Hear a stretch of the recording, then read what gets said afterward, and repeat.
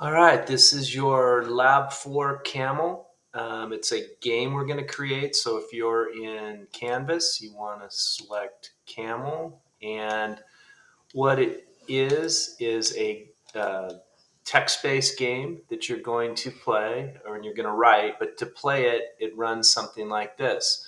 It pops up on the screen, welcome to Camel. You've stolen a camel to make your way across the Great Moby Desert. The natives want their camel back and are chasing you down. Survive your desert trek and outrun the natives. And then these 6 prompts will come up: A, B, C, D, E, and Q.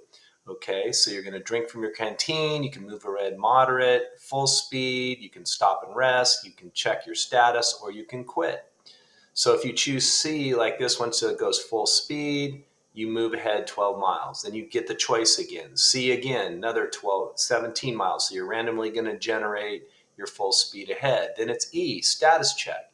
Tells you how far you've gone. So it's 17 and 12, you've gone 20 miles, 29 miles. You have 3 drinks in your canteen, and there are 31 miles left.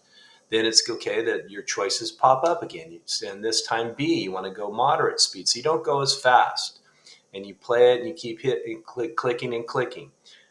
So you finally see 12. The natives are getting close. So as the natives get closer, they're going to, every time the natives are going to randomly move closer to you.